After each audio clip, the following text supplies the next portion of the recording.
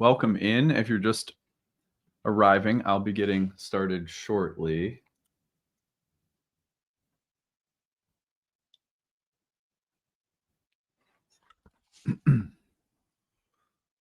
All right.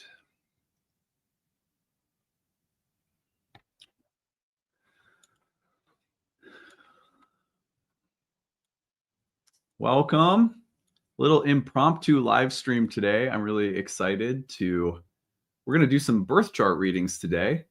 Around this time of year, I like to log in and say thanks to everyone for supporting the channel, drum up some support for the Kickstarter, and read some birth charts, take some questions, just hang out with you guys a little bit. So that's the agenda for today. This is impromptu, so I'm going to let people stream in for a minute, but as soon as you are here, tell me where you're coming from, and I will be giving information as we go along for how you can join me for a live birth chart reading today. I'm going to do some live readings on the stream. We're going to bring some people into the studio here with me and read your birth charts. We'll probably do maybe 3 readings or something like that. So there'll be an opportunity for you guys to join me today. I'll tell you about that in a little bit. We're going to open with some Q&A, and then we'll turn to birth chart readings a little bit later, which allows more people to stream in and join us before we get started. So in the meantime, where are you all coming from today? Let's hear from you. Let's see here. Miami, Montreal, Wyoming, Houston. Let's see here. Salt Lake City, Philadelphia, Poland, Los Angeles, Arlington, Greenville, Spanish Fork, Utah, Forest Lake, Minnesota. Hey, neighbor. I grew up in Cambridge, like right down the road. So Flagstaff, small town, Texas, Trinidad and Tobago, Little Rock, Meridian, Idaho. Oh, I love this. This is great. From Philly, from Vernon, BC, Stockholm, Sweden. Year 1 and 2 student, love to hear that. Myrtle Beach, Western New York, Stockton, Sweden, Ireland, Canada. Oh my gosh. Puget Sound. A lot of Philly folk here today. I love that. Atlanta adjacent. I went to graduate school in Milledgeville, so I was Atlanta adjacent for a little while. Cincinnati, Paris, Scottsdale. You would love a birth chart reading. Excellent. I will tell you how you can participate in a little bit. Glad you're here. Thank you for joining us. Cleveland, San Francisco, Augusta, Dallas, Salem, Scotland, Atlanta. Oh my gosh. Bucharest, Ontario, St. Albans. Do I say that right? Salt Lake City, Paris. Oh my gosh. It is really good to be here. And I'm really excited to share some afternoon space, not the usual. We had regularly scheduled content for the day, so this is unscheduled, impromptu, but I like to do this during Kickstarter season to drum up some support for the Kickstarter campaign and to just say thank you for being part of the community. We're going to take some time for your questions. We'll do a little Q&A session, and then I will tell you how you can join me in the studio for a live birth chart reading. I think I'll do 3. That's usually about that is usually like the perfect amount of time. So I'll probably take 3 readings and I'll tell you how you can join me in a little bit. In the meantime, what I want to start with today is the Kickstarter campaign. We are down to just 14 days left. And let me do some quick math. We are trying to get to 2,043 backers on the channel by New Year's Eve. And as of the time that I'm recording this, we have 699 backers so far, which means we still need 1,344 backers in 14 days. That's crazy. I do think we can get there, but that means we need a lot of help. So what I'm going to do is drop the link to the Kickstarter campaign into the chat, into the comments. And first of all, thank you to the 699 of you who have already donated to support the channel. I'm going to tell you about the different rewards that are available when you support the channel. And the sales that we run on all of our programs. I'll tell you a little bit about the Nightlight School in case you're not aware of the programs we offer. Our Kickstarter serves as a great sale for all of our classes. When you bundle our classes together, you get 50% up to about 70% off if you bundle 3 or 4 programs. So it's a best sale of the year and a way to support the free content on the channel. So I'm going to talk a little bit about Nightlight first. So bear with me, and then we'll get to all of your questions. We'll have a nice question and answer session and some birth chart readings. And let me just say, if you're a student of astrology, birth chart readings are a great way to learn because you're seeing a practitioner working with a client, and that can give you a sense of how you might want to work with clients or how you read charts. Getting to see live readings is rare in astrology, and I think it's vital. All of our programs include a heavy dose of live readings with real people and real clients, because a lot of astrology can be very technical, technique-based, theoretical, abstract. It really makes a difference to see things applied with real people. How does an astrologer talk? How do they use the techniques? How many do they use? How technical does it need to be? These are the kinds of things that in some way you can't learn through anything else but seeing different astrologers work. And I'm not saying that I'm the best, but I'm someone who has a long-standing veteran at this point practice with clients. And so I think that even if you don't get a reading today, there's a lot for you to get out of just seeing someone at their craft. You can learn a lot that way. So I hope you'll enjoy that. And it's also a chance for you to practice. You're going to see the chart on the screen. You can look at it and see how you might read it if you were the consulting astrologer. That's a good thing you can do as well. So anyway, we'll get to that later. The Kickstarter campaign has 14 days left and a very long way to go, over 1,300 more backers that we need. The link, again, is in the comments section. You'll also find it, if you're watching the replay, pinned to the top of the comments in the replay, as well as in the description of the video. When you head over to the Kickstarter campaign, here's what you're going to see on the screen.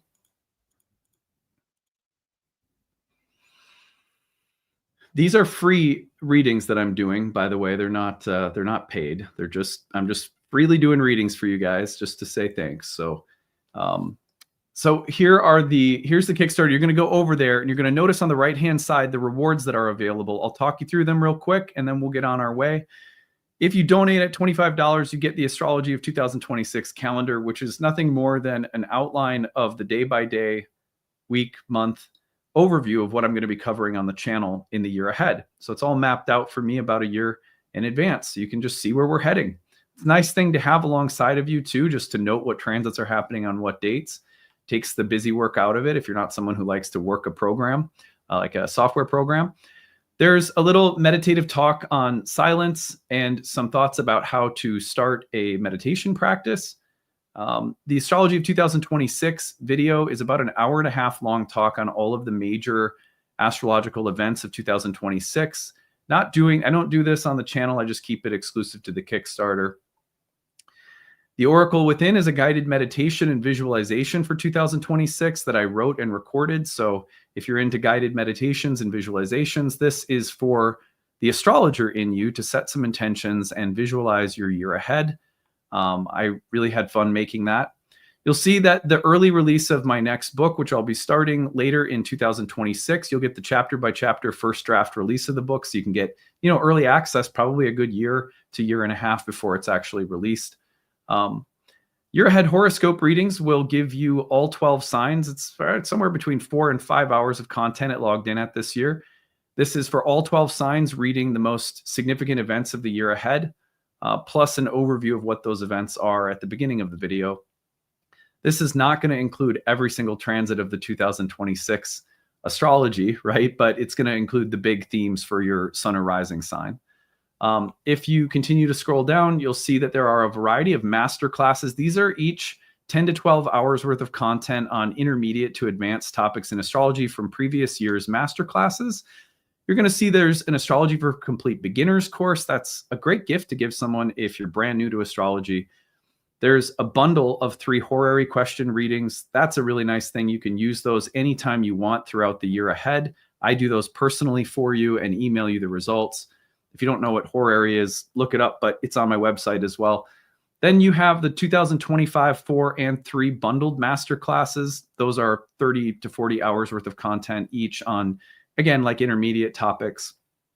The 2026 master classes on the decans is on sale through the Kickstarter. If you want to join me for this New Year's master class, we have a new guild membership that is ideal for people who are already in the Nightlight community for advanced and intermediate practice and application of techniques, a lot of live readings, more intermediate, advanced, specialized concepts that don't fall in the scope of my other programs. Just kind of a cool membership group for students who are already kind of in the Nightlight world. My wife's herbal apprenticeship courses are available. And then the best thing we have are our class bundles. So if you want to come study ancient Hellenistic astrology with a kind of modern psychological twist, all of our programs, we have 4 years worth of content, yearly master classes, monthly webinars, the guild membership, so many different things that you can use these class passes on. And they save you significantly if you get bundles. So you can get 1 class pass, 2, 3, or 4. If you go all the way up to 4 class passes, the cost of each individual class is about 70% off the normal rate. So easily the best savings of the year. Well, thank you so much to everyone again who's already donated. And let's just go at the top. I'm just going to show you. Here we are. Let's refresh this. We're at 699 backers right now. So my goal is to see, for sure, we need to get over 700 during our live stream today. But here's the question I would have you ask yourself, which is, do you get something positive out of this channel? 7 days a week, year round, is this a place of astrological insight, of spiritual inspiration, of laughter, community? Is this a meaningful place in your life?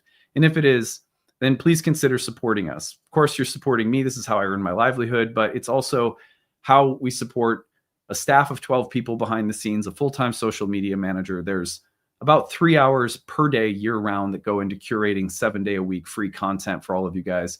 All we ask at the end of the year is, hey, if you like it, pitch in and support us. This also allows for all of our programs to have sliding scales for people who are financially hurting. We don't have to have any kind of bottom line in our business with that pricing because of the generosity of the Kickstarter. So if you like it, support it. We appreciate it. All right. On that note, thank you for listening and giving me a chance to, promote the Kickstarter. And what I'd like to do now is turn our attention to some Q&A. And then after we take Q&A for a while, I'm going to do some birth chart readings for you guys and hope that you'll enjoy it. So whatever your questions are right now, please feel free to put them in the chat for me. And thank you. I'm seeing some people here. Happy to have donated for the 3rd year. Thank you, Kimberly. We really, really appreciate that. I've donated 3 years and really value insights over the years. Thank you. Yeah, you guys, thank you so much. Seriously, we feel like this business model, we wish that more of the world would, have interesting ideas about accessibility, donation, sliding scales. If you appreciate it, support it, kind of exchanges. I've always found it revolutionary, and every year my faith in what we're doing and how we're doing it increases because people keep supporting us, and we really do value all of you. I'll be glad to be 700. Okay, thank you. That's great. Oh, look at this. My grandson is coming tomorrow. Well, that's the plan via induction. It appears we'll have a little humanitarian coming. Am I interpreting this right? Yeah, I love it. If the babe's coming tomorrow, you got that new moon forming up in Sagittarius right now. I love that. I love that for you guys. That's wonderful. Well, congratulations. That's so great. What's your strategy to tackle plotting the entire year of transits ahead? It feels like a monumental task. Yeah. So what we start by doing is I have 2 team members on my staff aggregate all of the transits month by month for the entire year. We do that with the software program. And after we get that list of astrological transits from our software program, we put them into PDF form so that I have them handy. And then I go through them literally month by month. And I determine with my ephemeris open on the screen, which of those transits are going to be the most important to talk about and at what times. And as if you watch my channel, you know that I like to speak a little ahead of the transits happening, because I like people to have had an opportunity to meditate on them. So I'll cover transits on the day they occur, but I often give like a day or two prior to their occurrence in my coverage. That's all mapped out. So now I always leave enough room to adjust my format week by week or month by month. But yeah, so I map it all out in advance. So you're, at the very least, what you're seeing in that calendar, if you get one, is the shape of my research for the year and where I think the most important transits are. So yeah, and that's like, it's a little subjective from one astrologer to the next, but excited to be taking your third year class coming up. Thank you. Please let us know your thoughts on yads. Well, yads are a modern aspect pattern that I personally don't work with them. What I would compare aspect like kites or, rectangles, all of these kinds of configurations, is that there's a million different ways to see patterns. It's kind of like looking at the clouds and being like, do you see a rabbit? No, I see a duck. It's not that one's invalid. And that doesn't mean anything goes either. If you're pointing at the clouds and you say, do you see the duck? Let's say I see a rabbit. And I'm like, well, I see a rabbit, but I can see what you're saying. I can see how you're seeing the duck. Now that you put it that way, I can see the duck too. To me, that's how patterns ought to work in astrology. There should be some underlying intelligence to a yad that anyone could see if they started working with it. But that doesn't necessarily mean that everyone's going to see the same pattern or work with the same patterns or have the same kind of like eye for patterns. So yads are just like not part of the way I see the clouds. Does that make sense? But all of that is just to say I wouldn't be the one to talk about them because they're not part of like my toolbox of pattern recognitions that mean a lot to me or that stick out. I hope that makes sense. Channel sets the bar high for others. An excellent teacher. Hey, thanks. That's awesome. It's exciting to see when you meet the goal each year. One thing that I've reflected on this a lot in my life because this is my 12th year of doing it. Every year, the Kickstarter process is very purifying because and I'm just being honest, like I don't know. Well, let me just put it this way. It's easy to think, gosh, I'm doing really well, because you have a business that's thriving or a client practice that's thriving or a school and programs that are thriving or above average subscribership on your YouTube channel. Like you have a big audience or something. It's easy to think, oh, I'm doing well. But when that Kickstarter comes around and I have to go back into nothing is for certain, I'm not owed anything, this may not work. In a sense, like something bigger than me is supporting me. I'm dependent on my audience. How I treat them and the quality of the content is part of a relationship that I have with a group of people that support me. All of that is so humbling every year. And it almost always, when I get around to it, it's like a very anxious time, but in a sacred way. Not anxious like, oh my God, will I make enough money? That's not my concern, right? It's like, it's like a test of faith, like will this model, this way of doing things, this reciprocal relationship that the Kickstarter has established as a business model, it's tested again every year. And for me, that's very purifying and it keeps my heart in the right place. It reminds me that I'm a servant, not a master. And I really appreciate that every year, but I don't look forward to it. because it's humbling. So yeah, that's just the truth, though. Let's see. Why don't you use the moon in someone's reading? Oh, I use the moon all the time. I'm not. Did I say some at some point that I don't? I don't think I ever said that.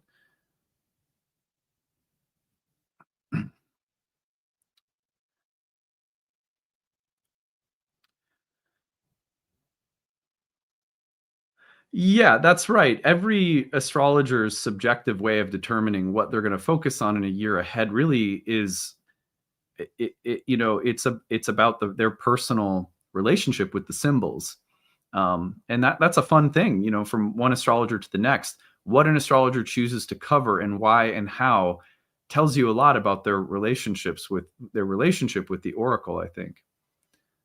But that's part of why I think we're attracted to some astrologers or streams of astrological sharing. It's like, oh, the transits that are picked and the way that they're spoken of, speaks to my heart. In mundane astrology, it seems like the transits hit on the day. Do you find that on a personal level they tend to hit if they're going to leading up to the transit as it's building? It's true that you can safely rely on the day of a transit being like the highest likelihood of the symbol's appearance. I don't disagree with that. However, within 3 degrees, the engagement range for ancient astrologers was the range within which the karma fruited. And so the results, the outcomes that coincide with the symbols can really happen about 3 days before and 3 days after. Let me give you a really good example. So 2 days prior to the Sun square Saturn, I hit my Sun square Saturn edge really dramatically. I mean, I guess that, oh gosh, exaggeration. I love telling stories, but then I realize sometimes I exaggerate. So what I should say is, for me, a pretty dramatic showing of the Sun Saturn. I mean, not the biggest event in the world. It's like a 3 day transit, but like oh shit, there's Sun Saturn moment occurred for me about 2 degrees prior to the exact pass. Now, at the time of the exact square, I was actually receiving some of the deepest insights and kind of like, thank you. I really see something that I didn't see before, where I kind of hit a wall, a Sun Saturn wall. And on the exact moment, I was really sort of getting that integration and that sense of understanding and insight. But that's not always the case. Sometimes at the exact moment of the transit, that'll be when the event hits. And then 2 days later, as it's separating, the insight comes. And sometimes feels like nothing much has happened, and within a degree or two of separation, something happens. And then 3 days later, insight comes. So that's a very interesting, there's like windows, 3 degrees was a pretty safe range on either side, applying and separating. And I think you can trust that. But you can also safely assume that the day of is pretty accurate for, it's like the most likely candidate within that range for an appearance. That's great. Tell us more about the upcoming new moon in Sagittarius. Well, I would love to do that, but that was today's content. So if you go to my YouTube, you're on my YouTube channel, you'll see that today's talk is a new moon in Sagittarius is forming wisdom for the cycle ahead. Everything I have to say about the new moon in Sagittarius is on today's normally scheduled content. So I would say just check that out, because I can't say it better here than I did already, What are your thoughts on planets with no aspects, please? For example, Mercury, Libra with no aspects with other planets. Well, that's a great question. One thing that I would say, if you've studied Hellenistic astrology, then you know that the original aspect doctrine is not rooted in specific degree to degree connections, but whole sign house connections, which means planets are an aspect with one another by whole sign, first and foremost. Secondarily, as an intensification by degree, which means many times when people think that a planet is unaspected, it's actually not unaspected. It's just unaspected by degree, which means something very different than actually being unaspected. So you might want to check for that first. That's a Hellenistic concept that I think is revolutionary. It's game changing once you learn more about it and how to apply it. And the difference between whole sign aspects and degree aspects are, it's one of the many reasons that I think everyone should learn Hellenistic. But yeah. Hey, do you guys like this, like streaming? It gave me the option to kind of like show you the comments as they're streaming. I think that's kind of neat. I like that answer to the Yod question. Oh, good. Thanks for your comments on Yods. Yeah. Do you work with the quincunx in conjunct if you don't work? So in ancient astrology, there are no such aspects as quincunxes or inconjuncts. In Hellenistic astrology, those are called aversions, and they have a very different meaning. And for, at least 1,000 years, for the first 1,000 years of astrology's history, the aversion between planets and signs that don't see one another, which is what a quincunx or an inconjunct is, using the modern terms, had very specific meaning, very different than the modern meaning of a quincunx or an inconjunct. So again, just like a difference in conceptual approach. Yeah. Any words of wisdom about a Jupiter-Saturn square? Well, one would be if it's the last quarter square, the first quarter square, is Jupiter, in other words, moving in to conjoin Saturn, or is Jupiter recently just separated from Saturn? That makes a big difference because the last quarter square, in terms of a kind of symbolic story arc for a life in a birth chart, will be about the gradual erosion and releasing of old forms of wisdom, knowledge, religion, philosophy, education, etc., or even ideology or belief that are meant to somehow fall apart and fail you in this lifetime, and then typically new ones form. That last quarter square in a birth chart usually tells that kind of a story, as opposed to a first quarter square where there's a lot of very eager, youthful, ambitious development of new systems that color the life more than the letting go of old ones. That's the difference between a first and last quarter square typically. So it would depend on which one it is. And then you want to read it by house and sign and aspects and lots of other things that could make it more specific. Yeah. What was the theme for 2025 compared to recent years? Which energies stood out to you astrologically? Well, I really don't think about astrology in terms of energies. I've mentioned that quite a bit on the channel before, but let's just, conventionally, I'll just say which symbols instead. Well, you could call them energies, but certainly the ingress of Saturn and Neptune into Aries, the ingress of Uranus into Gemini, the ingress of Jupiter into Cancer, the near conjunction between Saturn and Neptune, the near trines between Uranus and Pluto, the eclipses, and the grand water trines at the end of the year. So there were some real, just really different arcs within the year. Probably 2025 was a year of like starting to turn the page historically, collectively, and personally. It's kind of an era shifting year. 2025 introduced a lot of new outer planetary motions. And if you think about the outer planets, kind of like the biggest, longest, widest circles around us. So some of the biggest stories that our lives are held in, the broadest, the kind of longest developing, the broader historical contexts, you find some of those really shifting in 2025. 2026, in a sense, continues on the same theme, but it makes those transitions much more acute. There's kind of like a 1 foot in the door of a new era, 1 foot in the old era of 2025 that in 2026 is shifting significantly, so that 2026 really feels like now we're in the next chapter. And there's events that are really going to mark what this new chapter is about. Saturn, Neptune, and Aries, 2 trines from Uranus and Pluto. The nodes of the moon changing signs into Leo and Aquarius, while Jupiter in Leo opposes Pluto in Aquarius. We're not kind of in a liminal transitional space any longer. The transition is marking its first events. in 2026. That's a very broad way of that I would describe it.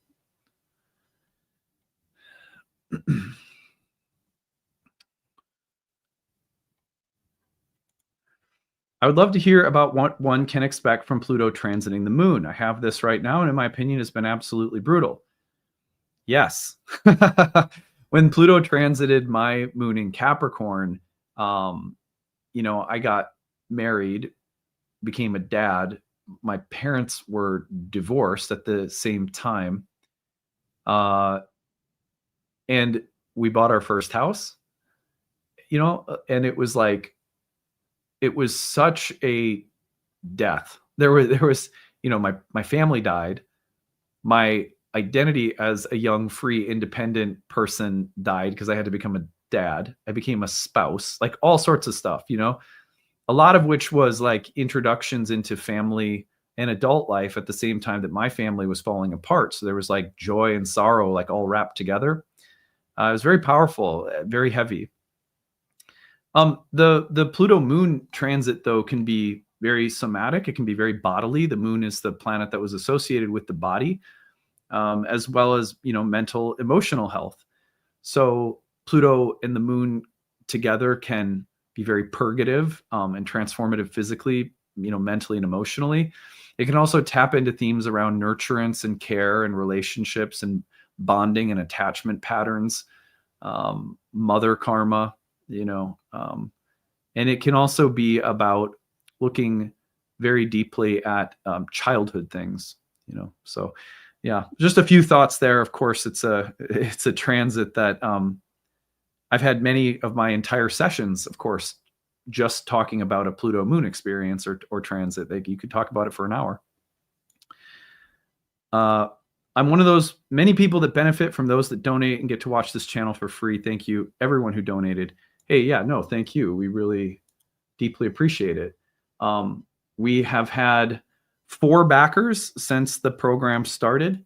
We have 150 people here. So let's see if we can't rally some more support. I just put the link to the Kickstarter in the live stream chat.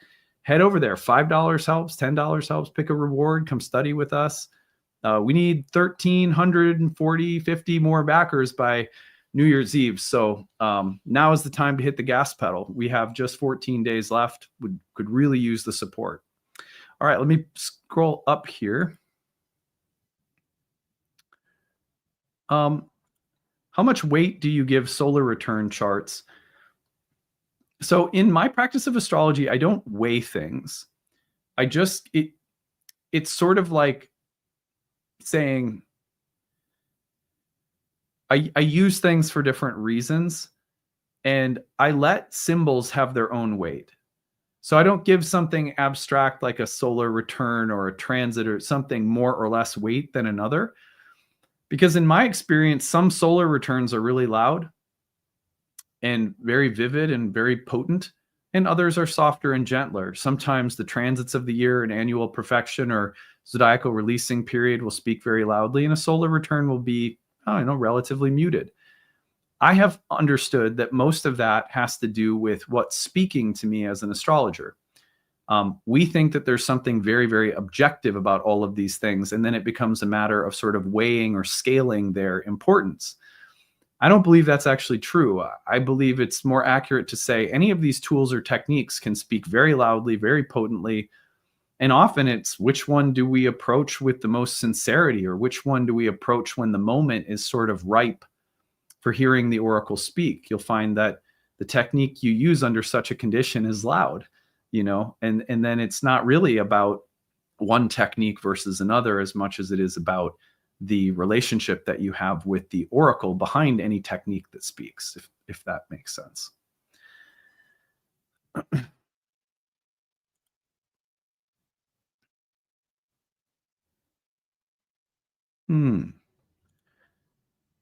Does ancient astrology ever use the equal house system or only whole sign? Yeah, there's some early uses of equal houses from the ascendant alongside of whole side and whole sign, but that's being done for some very specific reasons, almost like more of like a procedure than a house system. But yeah, that's there's a lot more that could be said about that, but that's the brief answer. Back the channel. Thank you. Thank you. Really appreciate you. Let's see here. Please clarify the ancient knowledge of the moon's north node. Is it increasing by house in the chart and south node decreasing? Well, that's one very consistent explanation of the nodes that's given in ancient astrology, that the north node means increase and the south node means decrease. But you have to be so careful of how you interpret the meaning of those words. Because remember that the nodes of the moon were the nodes of fortune. The moon is called fortune. And so when increases in fortune happen, for ancient people, that did not necessarily mean good. Although in a kind of generic way, ancient astrologers associate the north node with benefics, Jupiter and Venus, and the south node with malefics, Mars and Saturn. You have to understand what their philosophy of fortune was in the first place. So, for example, they believed that getting ensconced and identified with the world of fortune was the path to suffering, just like Buddhists or yogis. Not surprisingly, yogis share the same system astrologically. So you don't want $1 million, even if it's like positive fortunate increase, if all it does is make you a jerk. You don't want to get more attached to things and gain and fame and power and rank, and if it creates vanity. And it was very clearly warned against that things that appear very good, that seem to increase your fortune, can be just as bad, if not worse, than things that appear very unfortunate. Ancient astrologers said this very clearly all over the place. And so their understanding was like, you're trying to lead a philosophical, spiritual, reflective life where your joy is rooted in your consciousness, your very being. And in order to do that, you have to move through the world. You don't renounce it, but you move through it with equanimity. You take the highs and lows in stride. The lows give you an opportunity for insight and meaning. The highs, an opportunity to stay grateful, to be grateful, but also to continue being humble. Everything seen from the vantage point of staying present in the soul's pure bliss nature reorients how you think about fortune. So we don't want to tell people, oh, isn't it exciting that the north node is in your 10th house? It's just going to increase everything in your career. Well, that means that's something that you have to be, it may provide certain advantages in your career, or there may be certain events in life that offer gain or increase to you professionally, but you may have to be very careful of those things, because they can be snags of delusion as well as any unfortunate events might be with your south node that maybe brings decrease or decline of material things. However, all of the ancient astrologers also said something really unique about the nodes of the moon, which was that the north node was said to be good with a good one and bad with a bad one, whereas the south node was said to be bad with a good one and good with a bad one. What they mean by that has to do with the dignity of planets, or the condition of planets that they're with. If the north node is with a good planet, it tends to augment its beneficence. If it's with a bad planet, however, it tends to augment its maleficence. Now, the south node, on the other hand, even though it's generally associated with decrease, if it's with a bad planet or debilitated planet, it tends to decrease the malefic, or let's call it the debilitated condition of the planet, whereas the south node with a good planet will tend to curb its ability to grant good things in the realm of fortune. What that's actually telling us, and the reason that a formula like that could work in the ancient, practice of astrology, is specifically because the world of fortune is relative. And what we mean by good or bad is totally different depending on context. What we mean by increase or decrease is totally dependent upon context. If you have a tumor, you don't want the tumor on the north node, because the tumor will grow. That's like a malefic with the north node. But if you have a tumor on the south node, well, then it'll decrease the size of the tumor, maybe radiation or chemotherapy or something like that. So context is everything with the nodes of the moon, and what they point to in terms of the realm of fortune is increase or decrease, but that has to be read very sensitively and through the lens of a spiritually oriented life, right? So that's a lot. But that's what it's saying. Now, very similarly in Indian astrology, you have Rahu and Ketu, which basically say the same thing, a little different. Rahu is thought to be a source of perpetual hunger, thirst, desire that perpetuates incarnation itself. You know, what keeps us incarnating? Unsatiated desires. Thirst. In Buddhism, the word used is in Sanskrit is thirst. Rahu was the thirst that you have in this lifetime that perpetuates the incarnation. In modern evolutionary astrology, the North Node has come to mean something completely out of the long-standing tradition from India, where the science of karma actually comes from.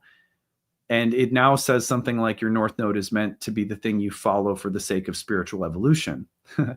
Well, I mean, that would be like saying, in a way, that would be like saying that, look, you know, if you find yourself drawn to drugs and self-destructive behavior out of uncontrollable lust and desire, go for it. It's going to become your evolutionary guide and teacher. That's not inaccurate.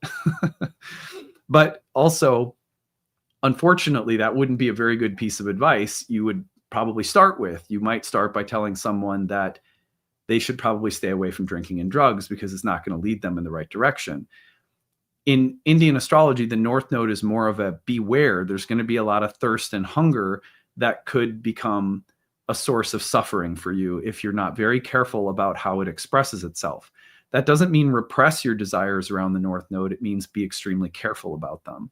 That's Rahu. Ketu, the South Node, has to do with detachment from the world, but that can also be problematic because renunciation or even spiritual ambition can become problematic. Psychological, intellectual tendencies, otherworldly, mystical tendencies, all of which sound good on paper to all of us, but if you're bypassing a life, the South Node is a source of delusion and illusion, and can represent problems that have to be purged around things that are more interior or internal, mental, psychological, or spiritual. For example, Ketu might be associated with someone who thinks that they can avoid the pain and suffering of the world through taking heroin. So the escapist tendency to want to get out of the feeling of not liking the world through any suicide is a South Node thing too. Not that all suicide necessarily has to be seen as escapism. I don't mean that, but anything that's like, get me out of here, mysticism, spirituality, any kind of escapism is associated with Ketu. On the other hand, the general disinterest in the material world and the renunciation of desires and moksha, which means real relinquishing of material attachments, is also associated with the South Node of the moon. So of the two of them in Indian astrology, Ketu tends to be more spiritual. But anyway, it doesn't, not that it necessarily matters, because most of us are not, we're going to learn and grow by our experience of both nodes in this lifetime. But anyway, I hope that helps. I'm a member of Nightlight 30. Hey, Larry, glad you could be here today. Love that. How do you determine whole house aspects when the cusp is in the middle degrees of a sign? Good question. So you don't, aspects in ancient astrology are by sign, not by degree, first and foremost. And then secondarily, they are by degree. And that's a really important doctrine that we spend a lot of time explaining in our classes. The other thing is that there are no cusps in the middle of signs. So ancient astrology, whole sign houses don't have cusps. It's just one house equals one sign. So the ascendant will be a degree of sensitivity and a kind of like a power point within a house, but it's not a cusp. The midheaven, the degree of the MC, is not a cusp. The descendant is not a cusp. The IC is not a cusp. They're powerful degrees of astronomical and symbolic importance for planets, but they don't determine house cusps in ancient astrology.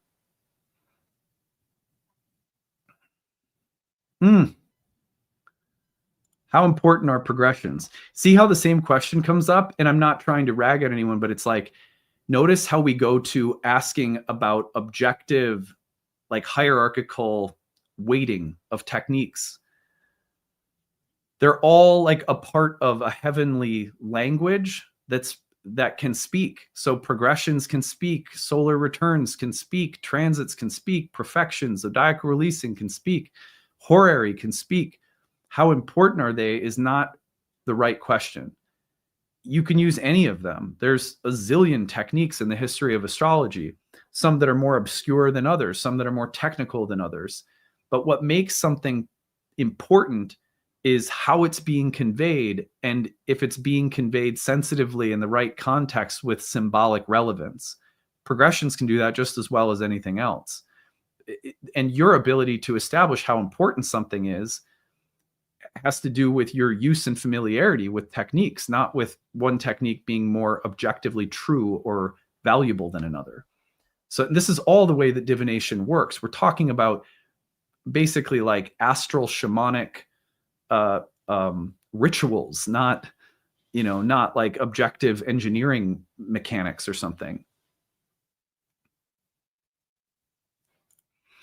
What modern astrology do you consider in your practice, if at all? Well, everything from the archetypal mythological psychology track, like Liz Green, Richard Tarnas, Carl Jung, James Hillman. So archetypal psychological astrology has deep value because a significant part of almost every astrological consult is locating our own psychology, behavior, and psyche in the midst of the events and patterns of life.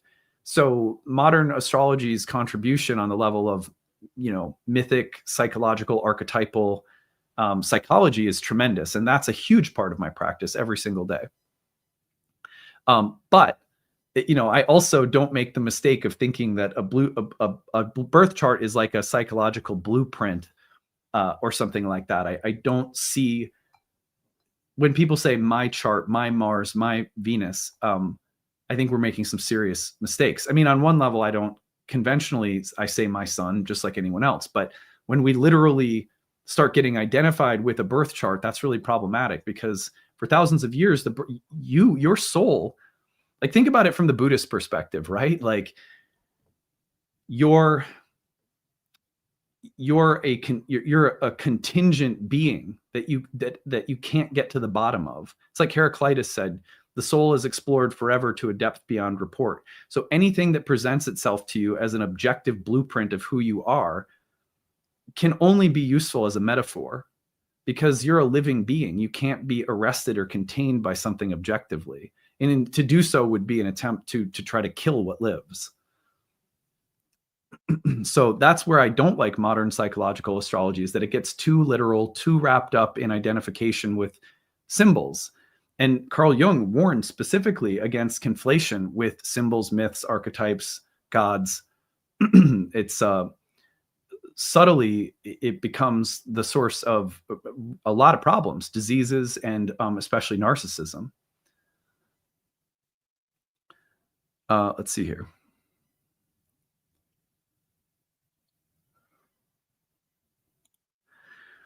What are some of your favorite YouTube astrologers?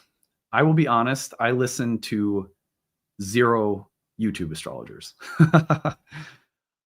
Listen, guys, like, here's my life. I'll tell it for you. It's really boring. I get up every morning, I make breakfast, have family time, get the kids out the door. My wife takes them to school. I come up here, and for 3 hours, it's content production. And then after that, it's usually, I might have horary readings I need to do.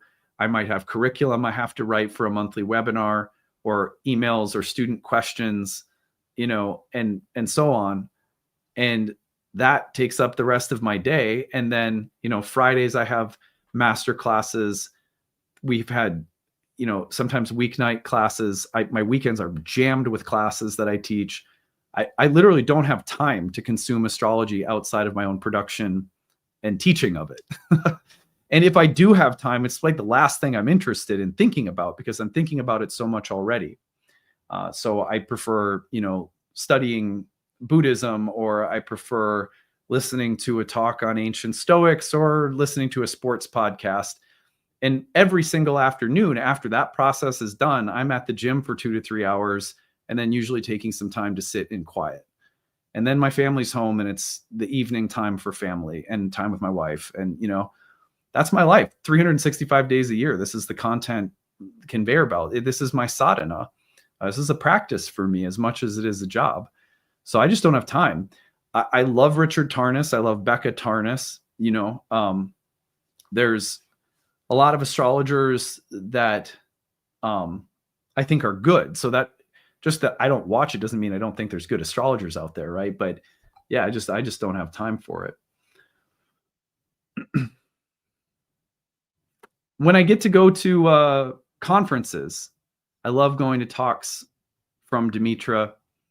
I treasure listening to my friend Ari Moshe Wolf talk about evolutionary astrology.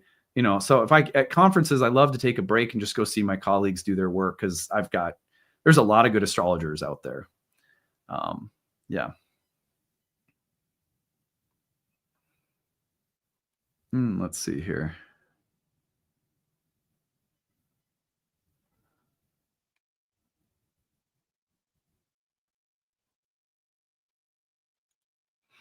I like this question. This is a fun question. How do I interpret two planets who are in mutual reception but also square?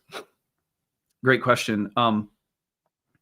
Generally speaking, the square between the planets will tell you that there's a degree of conflict between them. However, the mutual reception suggests that despite the conflict, they have each other's there's something that they have to exchange with each other that's of high value. So have you ever had someone that has been a joyful competitor in your life, like someone whose work you admire? You're not trying to be them, you're happy being yourself, but they kind of push you in an underlying way. So their work you directly benefit from their work because it kind of gives you that edge. I think a lot of like famous football example, like for example, I don't know, Michael Jordan and Patrick Ewing, both great, both talented. Obviously Michael Jordan's the GOAT, but they have moments where they're rivals, but there's also this greater way in which they're kind of pushing each other on in their moment. Tom Brady and Peyton Manning. So I like to think about mutual reception squares like that, where it's like they push each other, they have some level of conflict, but mostly what they do for one another is beneficial and reciprocal on some level.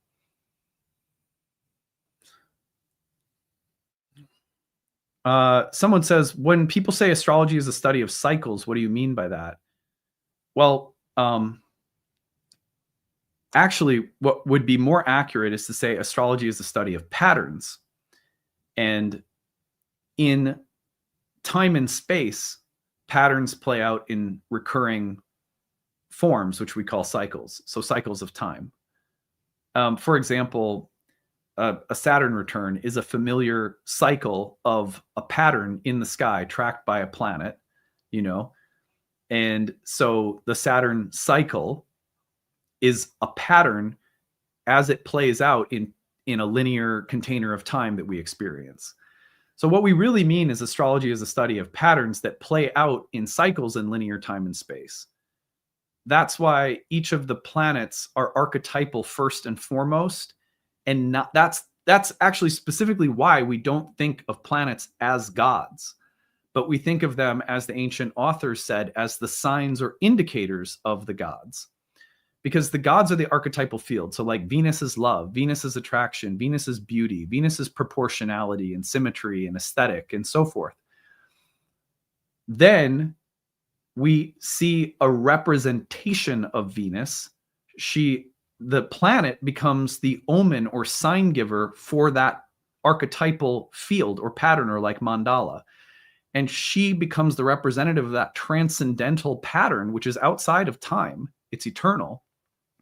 But she becomes representative of it in time through an astronomically observable time-space cycle. So that's what we're talking about. And then we can track her cycles in terms of historical arcs of time in our life that have narratives that go along with them. That's our stories. The stories are the symbols playing out in a time space experience.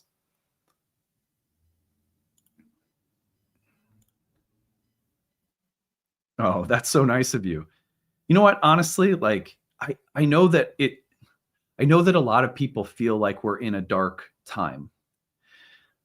But I think so much I've been listening to so many beautiful like dharma talks from Buddhists over the past like month. And I know something the Buddha said that sits with me and really helps me when I feel that way. I'm in the midst of there's so much darkness surrounding me or us collectively or historically,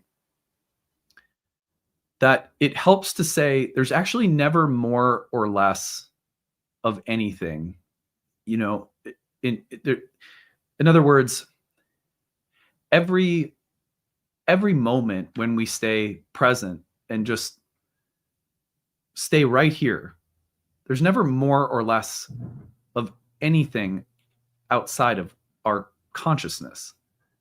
I mean, we can observe the fluctuations of these things, but when we kind of just let them flow along, uh, there's a way in which we start recognizing, well, actually, these cycles, talking about cycles again, and patterns are, they've never not been there, you know?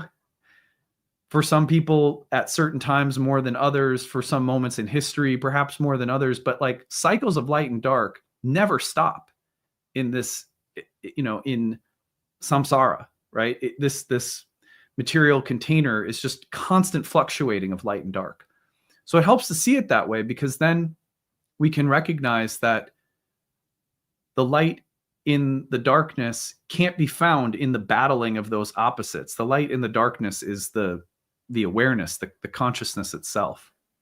That becomes really important, and that's why we need meditation. We need flow states in our life to be reminded of that, and then we don't have to think about history or time or space or our lives in terms of narratives that are more or less light or dark. We can actually liberate ourselves from that, at least a little bit even.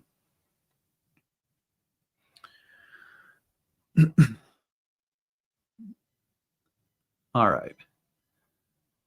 These are great questions. I'm really enjoying this. I think we're at about an hour.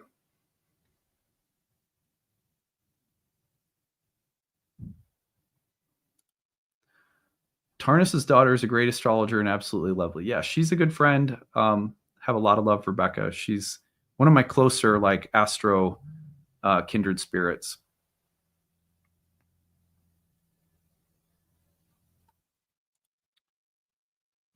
Thank you.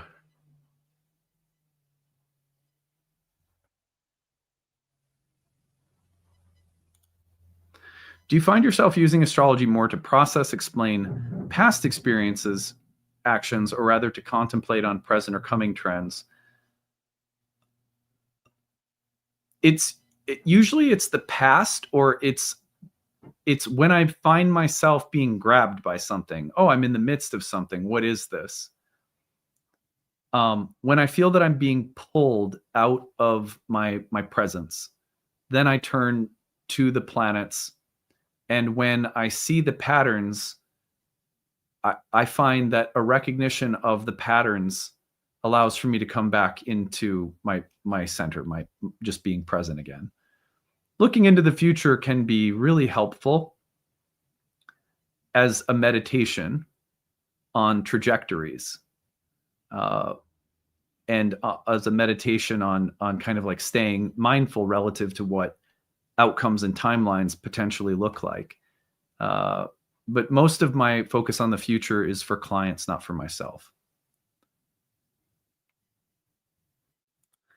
What attracted you so strongly to I Ching? Terrence McKenna. He got me into it. I'm not kidding. Uh,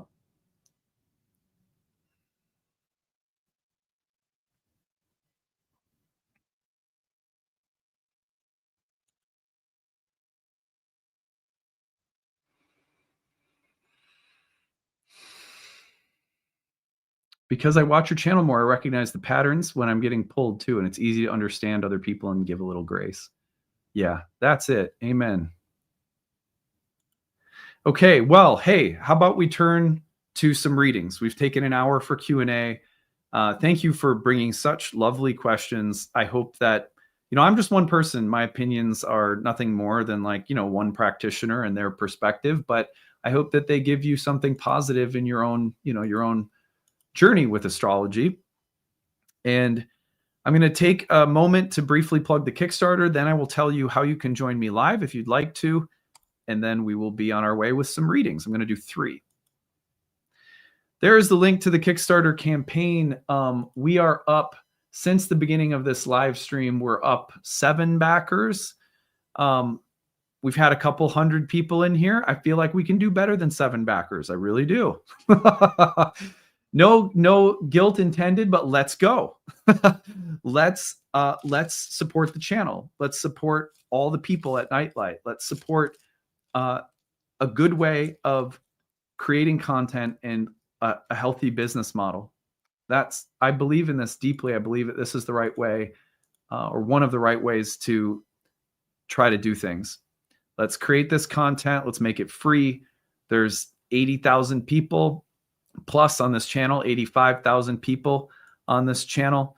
We connect with a lot of people on Spotify, Apple Podcasts, who listen to us and get something, positive out of this year round. And we need about 2,000 out of, 85. If you take all the other platforms, unique users are over 100. So out of 100,000, let's say we need 2% to say, hey, this is worth supporting. A $5 donation, a $1 donation, a $15 donation, or pick up class passes or whatever. So if that's you and you believe in this, you believe in what we're doing, you benefit from it, please consider supporting us. Again, links in the Kickstarter. It's at the pinned to the top of the comment section or in the description of the video. Okay, let's roll. Let's see how many more we can get before the end of the next hour here.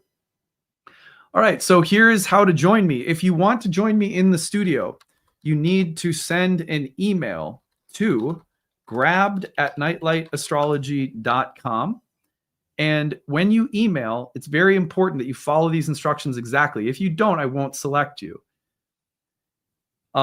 In the subject line, you need to put live reading, and then you need to put the topic you'd like to talk about. Love, money, relationships, kids, pregnancy, health, whatever it is. Just give me like 1 or 2 words describing live reading and then the topic that you'd like to talk about. I need a couple of things. I need your birth date, your name, and then I need your birth data. That's the time, the date, the location of your birth. Time, date, location. If you don't give me the city and state, if you don't give me the time, if you don't give me the exact time and the date of your birth, I can't pick you. People, you would be amazed at how many people will send me a name and I'd like to talk about money. Well, give me your birth data. So send all of that to grabbed@nightlightastrology.com. Now, please, I'm not dry reading for you. You're going to come and you're going to talk to me like a real person with real context approaching a real oracle that we're trying to tap into together. Oracles are not spitting out information. It's not Houdini. It's not, dry reads are bogus, right? So we're not doing that. So you need to be comfortable telling me about your life, telling me about your situation. If you feel uncomfortable opening up in a live stream, please don't come on. Please don't send me your info if you're just going to sit there and not say anything, because that makes for a terrible reading.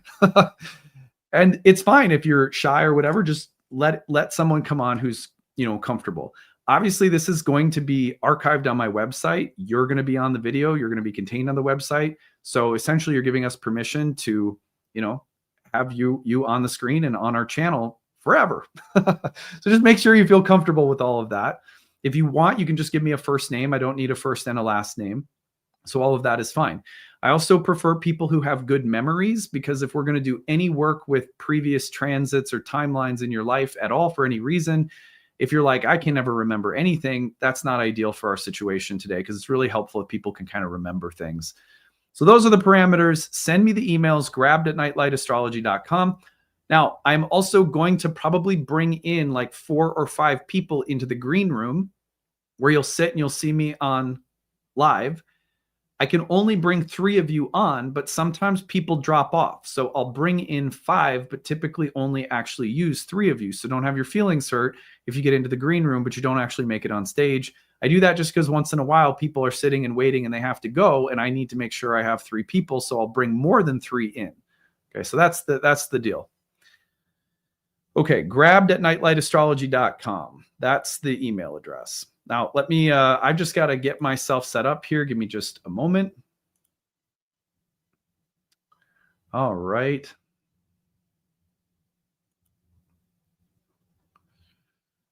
Okay. Okie dokie. Now, the other thing is you need to check your email because I'm going to email you back with a link to join me in the studio. So if you got to check your email. Don't email me and then, not look and miss it. All right, Jackie, I'm sending you a link to join me. Let's see here.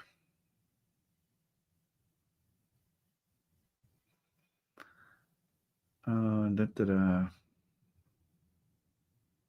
lot of you put live readings, but not your topic. You guys aren't listening.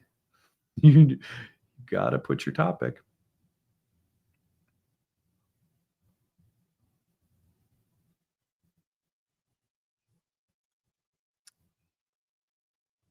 All right, Maria, I'm sending one to you. Jackie, I sent one to you.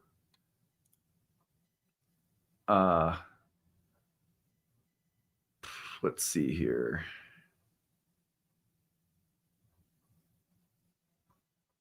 Don't email multiple times either. Some of you are spamming me. Like, chill. You're stressing yourself out. All right. Mm-hmm.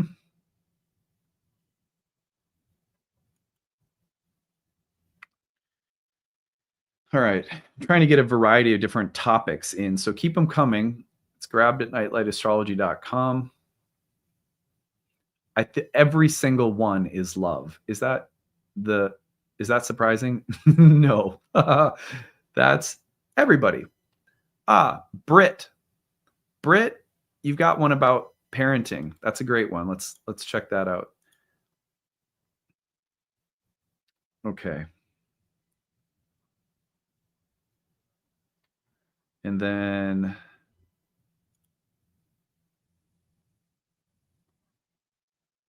let's see. Perfect. Monica, I needed one on career. Monica, you just dropped into my inbox with career. So I've got you, and let's get into it. Okay, Jackie, you're first. Hey, Jackie. Hi. How's it going?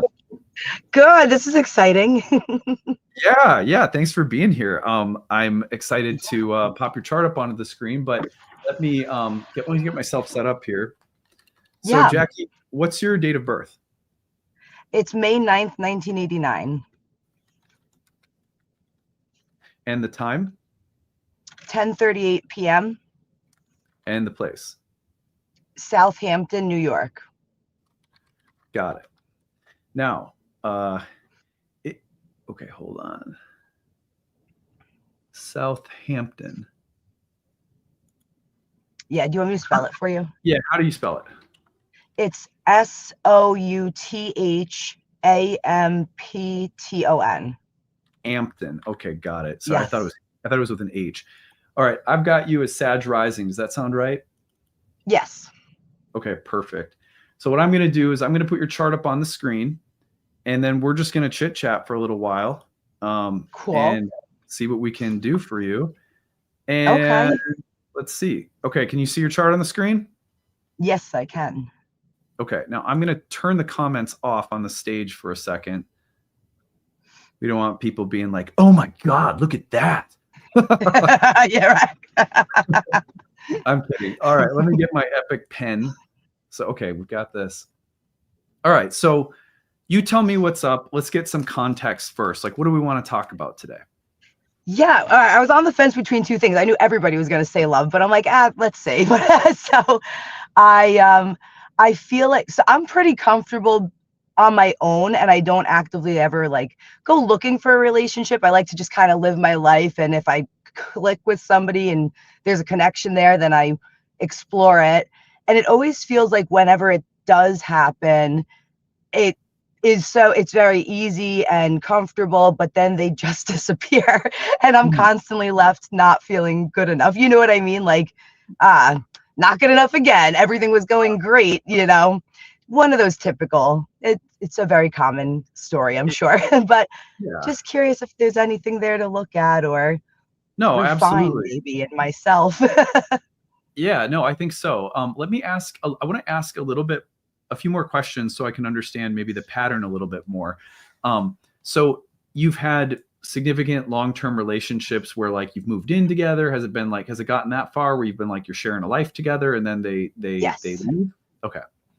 I've only had one long-term relationship with my son's father, which ended about 5 years ago. And so since then, and we were together for a long time. So, you know, so the dating world is only new to me as an adult the last 5 years, you know?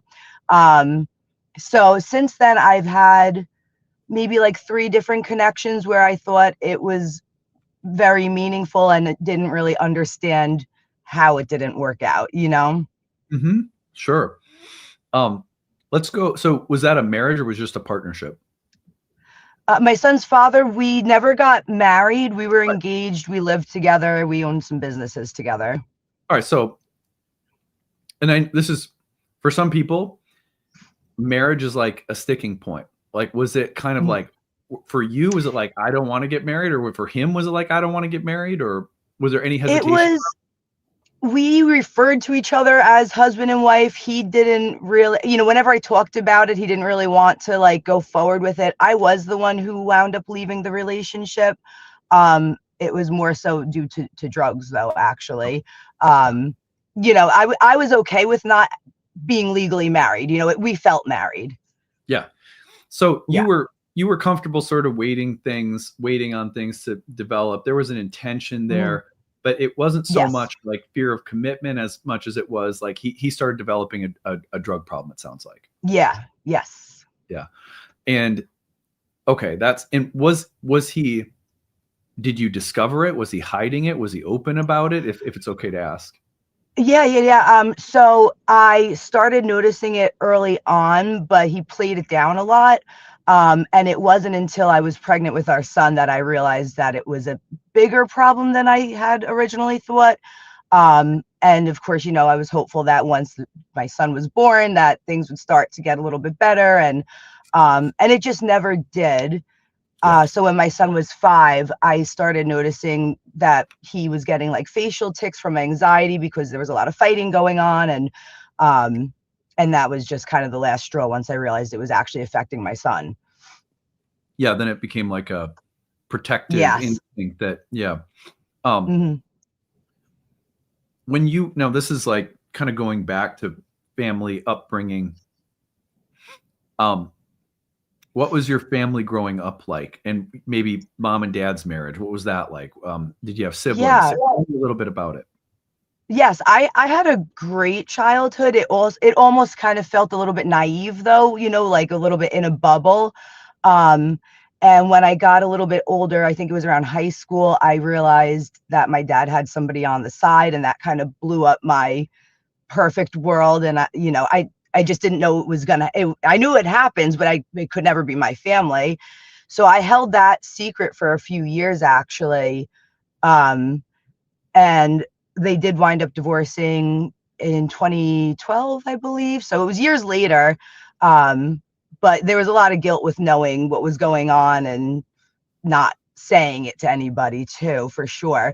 But I mean, we did have a great upbringing. They were great parents, and I have two siblings. You know, family vacations, all of it.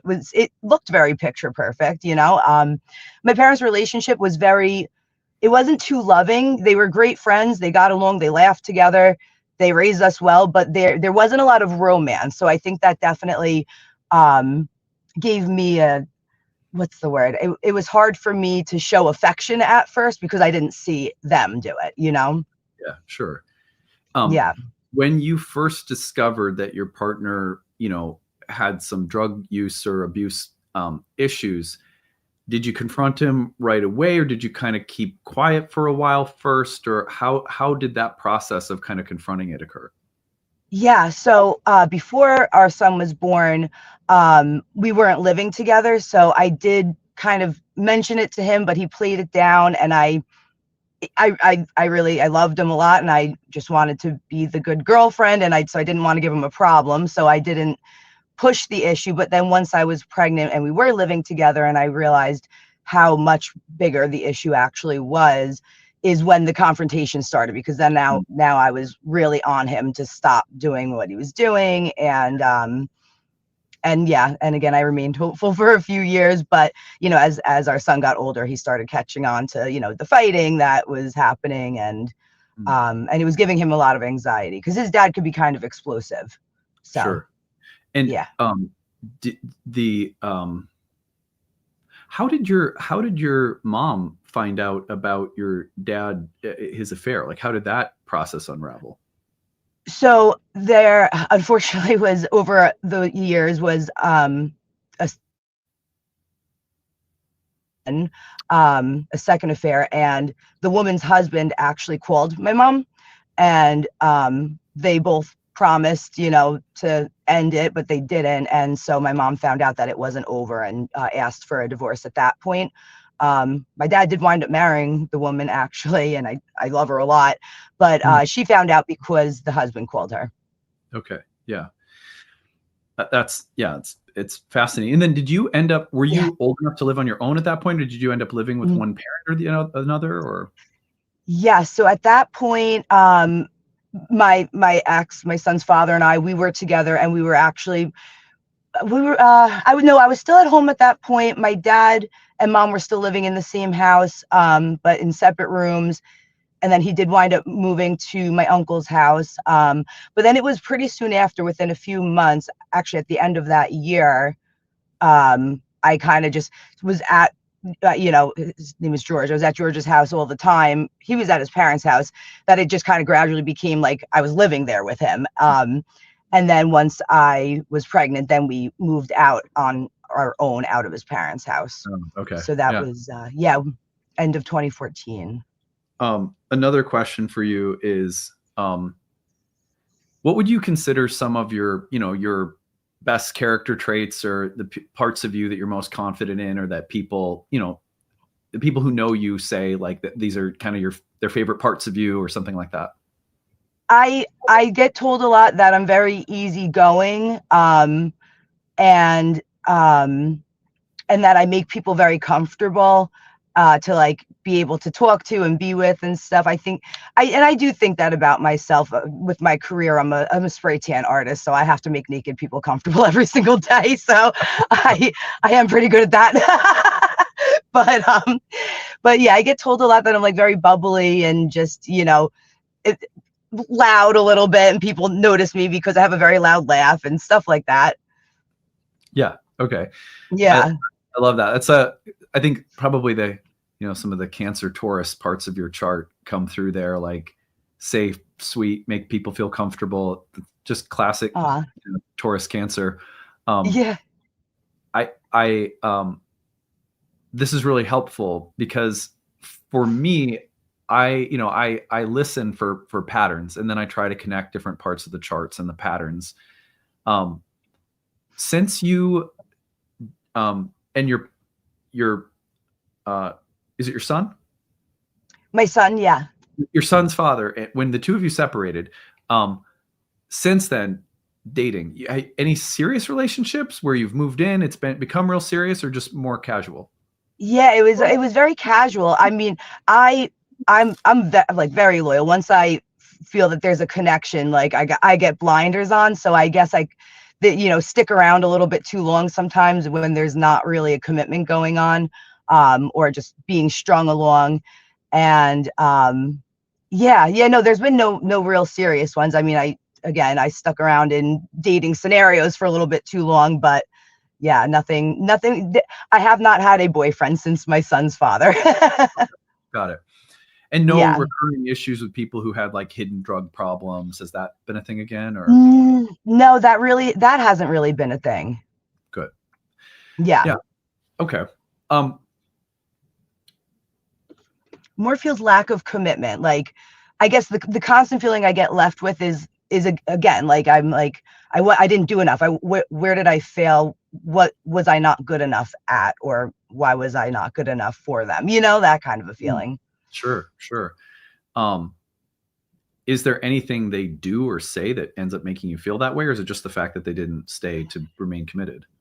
Yeah, it's always a very, like, it just kind of gradually fades out is how it always is. I mean, most recently I did have somebody be honest with me and just say, I don't know what I want, you know, which was nice to at least hear that, because it usually is just like the lack of communication gets smaller and smaller. And then I'm kind of confused, like, you know, am I not reaching out enough? Should I reach out more? Or am I reaching out too much and actually carrying this longer than it should be going on for?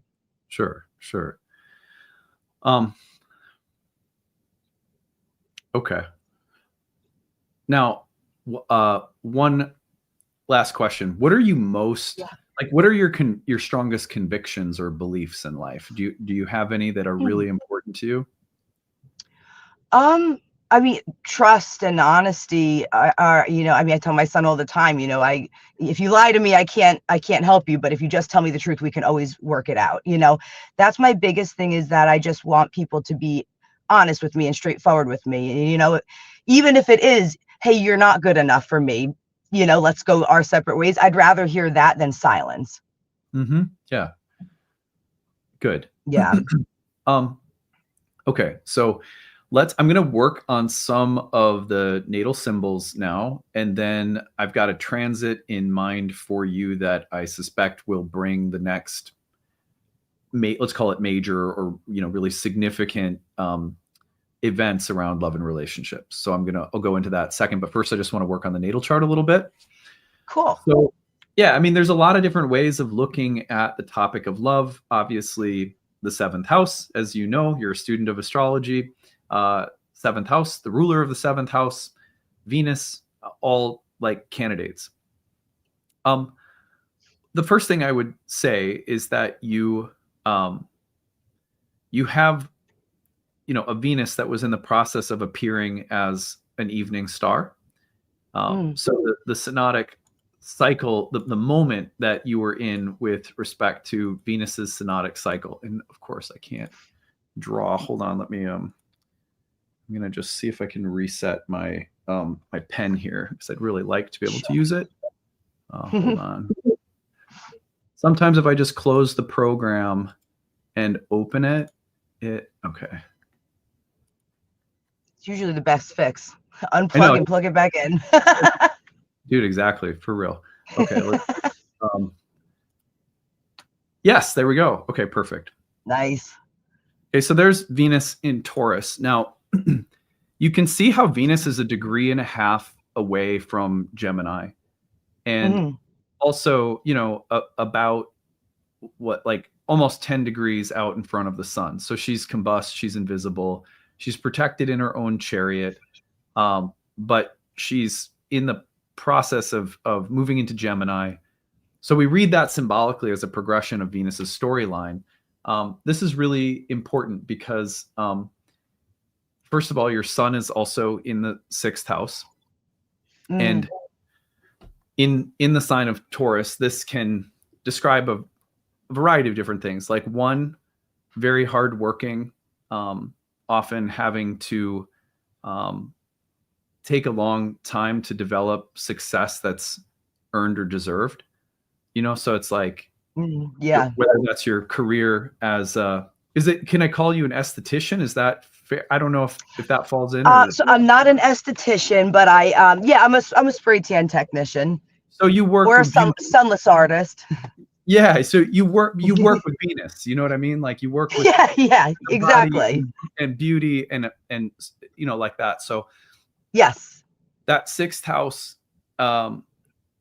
quality can describe someone who's going to have to work really hard and develop their work in the world. Let's call it a Taurian kind of Venusian work through a lot of hard work, a lot of grinding things out. You got 3 planets in Capricorn in the 2nd house. So it doesn't surprise me to hear that there have been businesses with partners that you've started. Do you have your own business now? Are you in partnerships with other people in a business or something? So I have my own business. I had a storefront, a whole tanning salon, and I recently sold my equipment, and now I'm just a spray tan technician. So I work out of one single room, actually in my son's father's tanning salon. We are friends. We do get along, but okay.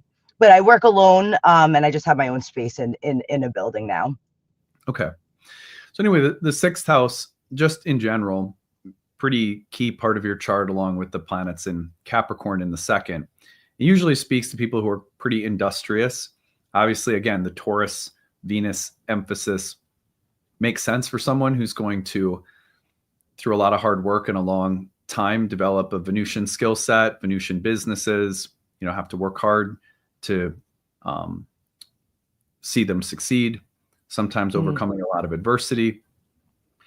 Now, the idea, though, is that as Venus is progressing into the 7th house and coming out from under the beams of the sun, appearing in her own light, in other words, independently, the likelihood is that there's a karma in past lives around material situations, including work and employment, where you've been under the thumb or control of someone else.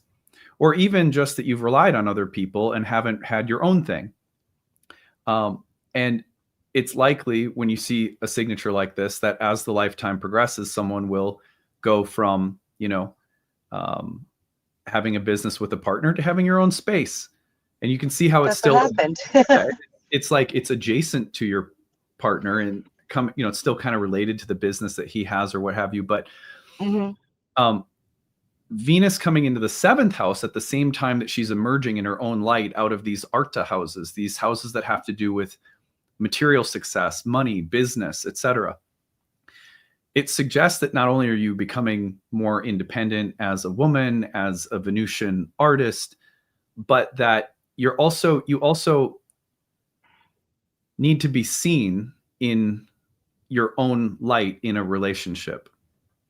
So what that suggests to me is that there's a variety of reasons that you may be in relationships with someone, any of us may be, where they don't fully see us for who we are, or they can only see us as peripheral to their own trip. You know what I mean? It's like, right. Yeah.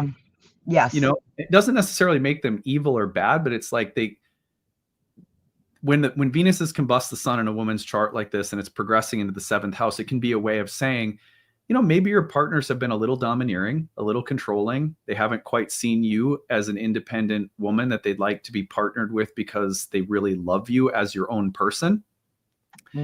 So some of that, as time goes on, needs to progress. And we see that by Venus sort of entering her own light in the 7th house, out of the affliction from the sun in the 6th. You could even think about it like this. Imagine a past life scenario in some ancient part of the world where you were a very capable worker, but you were in the employ of your husband, or maybe even enslaved by someone who there were a lot of benefits to being employed by, but there was still an element of subservience or even slavery. Yeah. Now, there might be a very light element of that, like being with a man who there's advantages to being with financially, materially, but then he's domineering. He's giving your kid a facial tick because he's so angry. There's elements of feeling enslaved or entrapped by something. Not surprisingly, he's entrapped. He's entrapped by drugs, right? So it's part of the same pattern. People who enslave others or entrap others are often themselves enslaved or entrapped by money, by greed, by power, or by drugs, or whatever. So coming out of an enslaved position for Venus is a huge part of this story. Does that make sense? Even if it's like, I'm not saying your ex-partner is a slave driver. That's not, it's just kind of no, I absolutely understand what you're saying, and it makes a lot of sense. So Venus needs to come into her own light. Now that Mm. is something that we want to track in terms of transits. When did the partnership end? It was October 2020. Okay, Yeah. good. That's helpful. So it would have been ending around the time that Uranus was tracking onto your sun in the 6th house. Mm. Now, this Oh, is wow. important, right? Because Yeah. do you see how if Venus is combust the sun and the sun is the one oppressing Venus symbolically, that's the man who suppresses the woman in the workplace or is domineering, Yeah. and that's the linchpin of the story, right? So what we Yeah.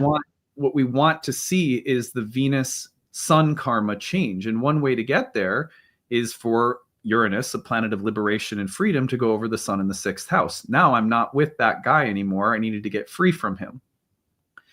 But that's only part one. Getting free from him is part one. Being seen in your own light and entering into a partnership with someone who really sees you from a free place in yourself and wants to be with you, Yeah.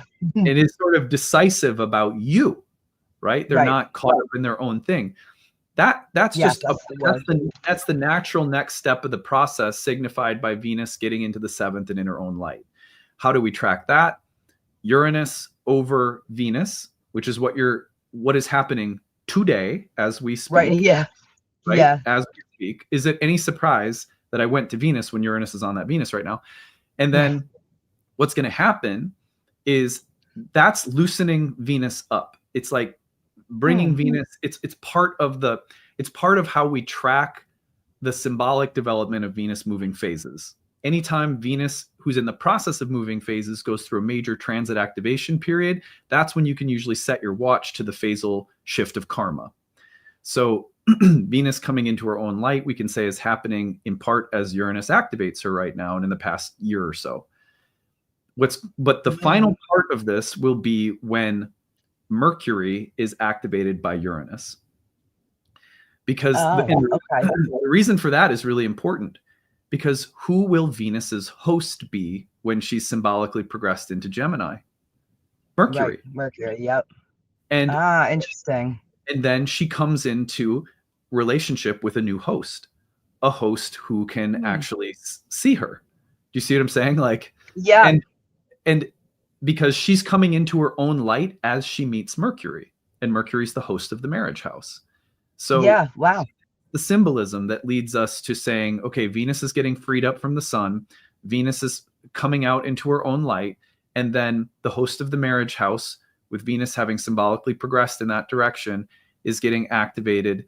All of that together is a way of saying a new host for marriage will be there as Venus is now visible in the marriage house.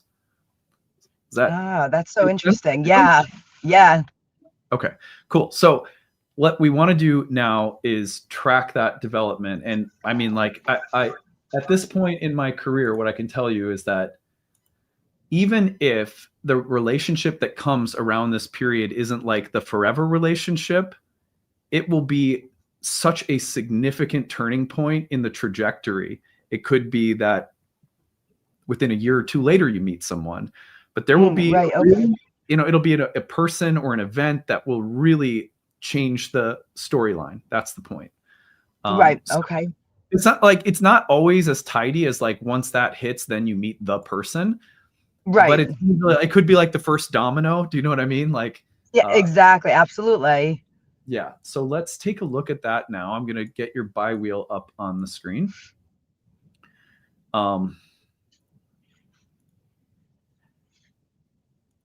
And you can see, like, one of the reasons that I asked all of the questions is because I needed to figure out, do I need to, is it Venus here? Or is it more like the Mercury Jupiter dynamic? And then once I heard the piece about you working with him and he being a little oppressive, I was like, oh, that's Venus and the sun, right? Combust the sun in the 6th, like that's it, right? So, all right. So that's so interesting.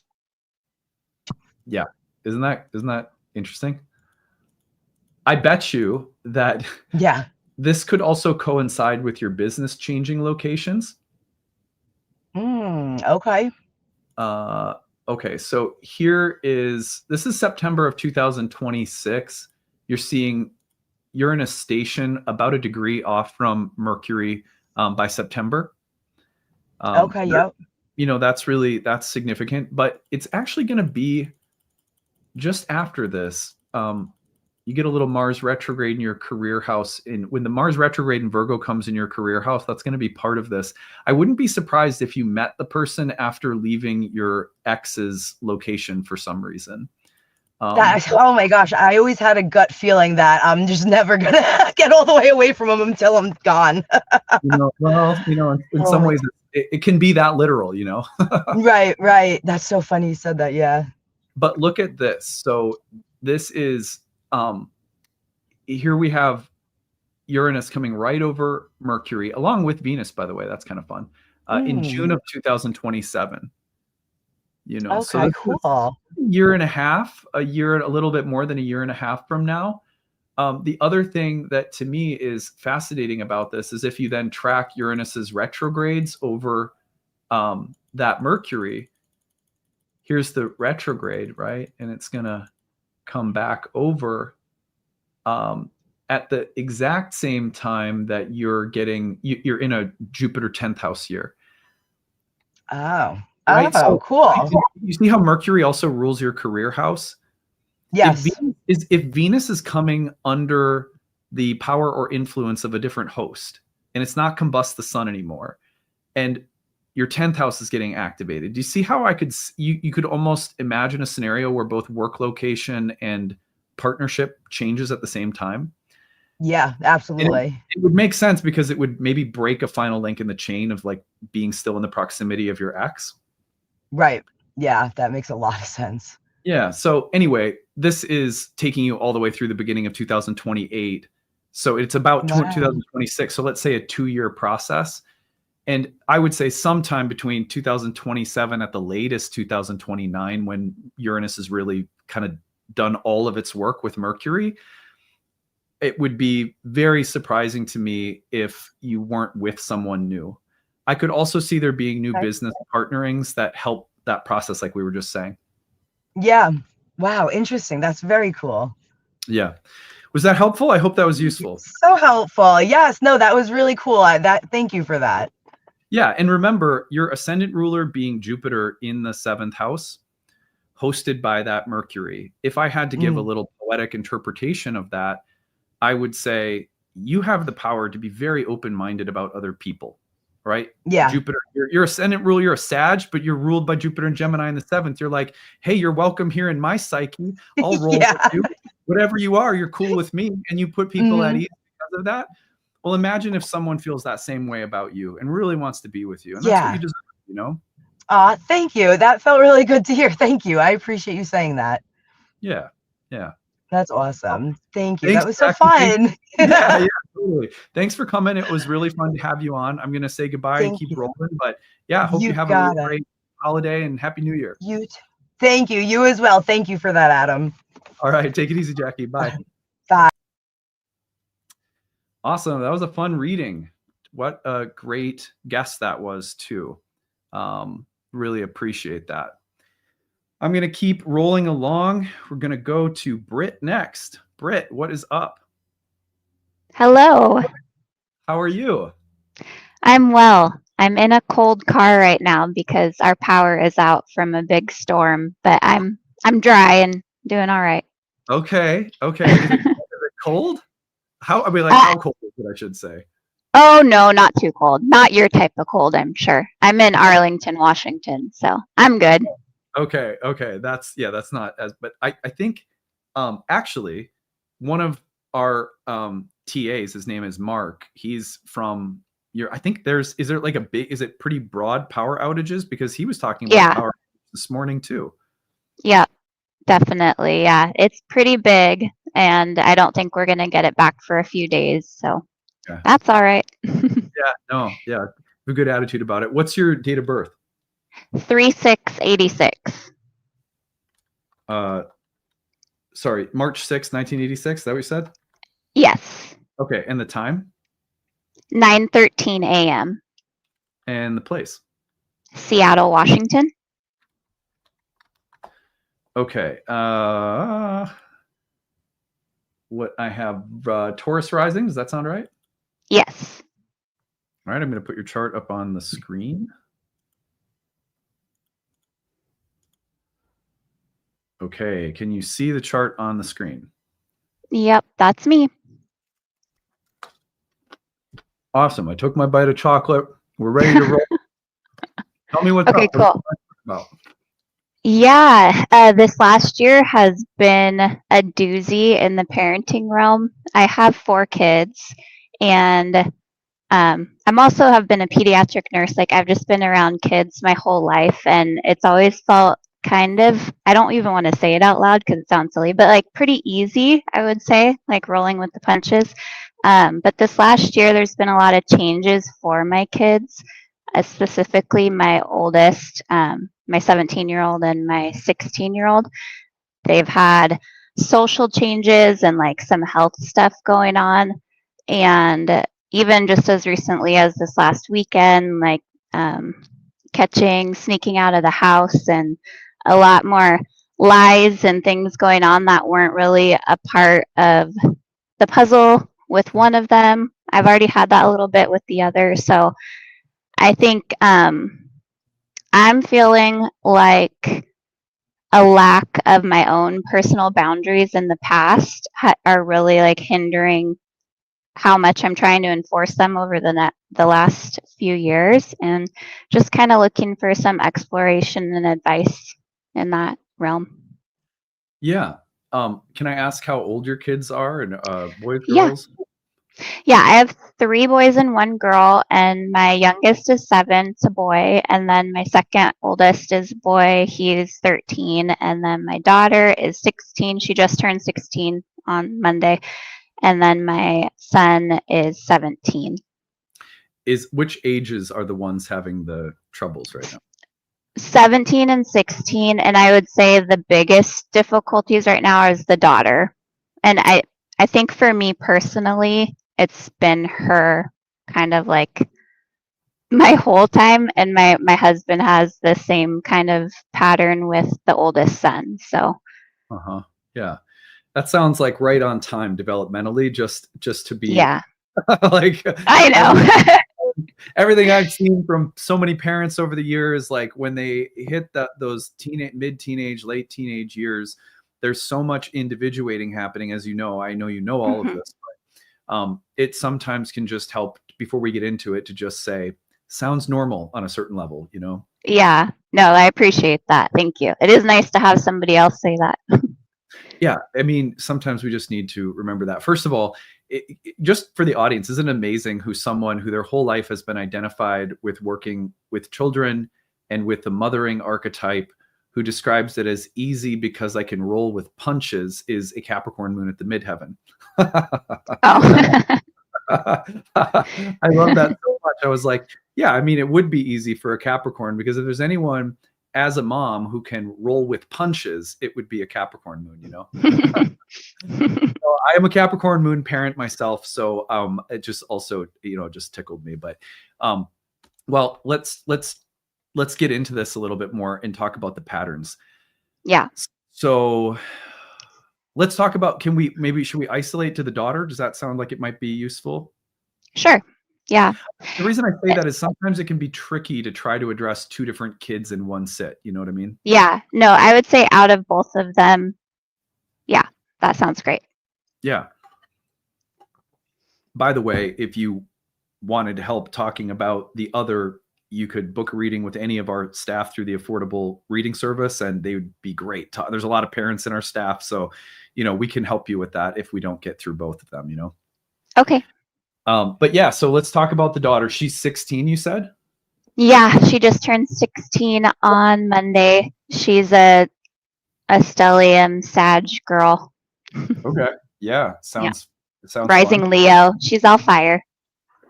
Of course. So tell me what are the main patterns that you're observing right now that are troubling for you? And tell me not only what they are, but then also how do they make you feel? Yeah. I think with her, because I'm I feel like an emotional, like empathetic person, and trying to take other people into consideration. And I know she's a teenager, I know all of that, but I would say in comparison with teenagers in general that I've met and stories that I've heard, she has a significant lack of that filter of like trying to collect the feedback from others and change her behavior. There's always like kind of the empty-ish sorries, but not a change of behavior. And I mean, health wise, people call it ADHD and oppositional defiant, that kind of thing. So that's been a pattern with her that I do see a little bit of a softening in the more that I am able to hold boundaries that are important to her, I guess I should say. So the more that I'm able to stay consistent with what she considers important, I can see a little bit of a softening, but that isn't really a softening to what other people's feelings are. It's with what she wants to get out of it. So that's a pattern with her.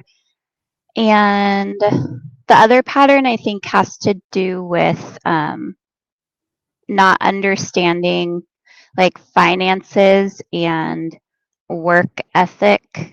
But she does continue, even with everybody in her life, she does continue to just get things. And I don't know if it's that Jupiter, but she has like amazing luck. Amazing luck. Like she can be just like a shitty person one day and like somebody will stop by and be like, "Oh, hey, I was in the neighborhood. Here's a Red Bull charger." You know, like just like little things like that. And I'm like, "Dang it, how is she ever going to get the message?" Yeah. But that is a pattern for her. Like, I don't know, she has some karma in that. Good karma stacked up. Yeah.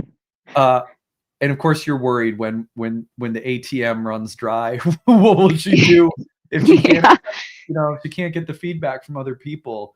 I'm sure you're worried about that. Yeah, I am. How does she treat you personally? Yeah, it's a mixed bag. She can be very loving and like almost overly so. I don't know if that's my cat moon, but like, okay, girl, get off me. Like, I love you too, but stop touching me. And then also she can be very abrupt with her language. She has a sailor mouth at 16 and yeah, I don't know. She treats me really good sometimes and really bad sometimes. And holding steady with my own, like she makes my own anger flare more than any of the other kids. So I know that. So I'll have to do a lot more of like the walking away and the woo-sawing with her. Yeah. Yeah. Yeah. And does your husband, is he able to act as a buffer a little bit? Like, I know sometimes that happens with Yeah. So that's the thing is both of them have like the significant anger button or whatever it's called. So when they go head to head together, it's just like who can scream louder.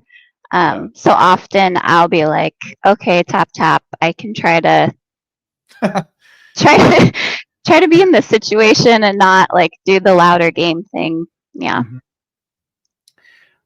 Let me ask another question. What is she interested in? Like, what are her hobbies or natural interests? Yeah, so this changed this year, and she was a wrestler.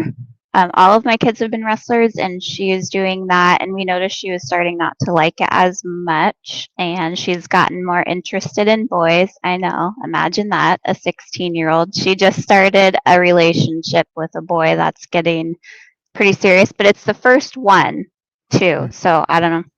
That's going on. She likes to talk a lot of crap about people, like the gossipy stuff that I hate.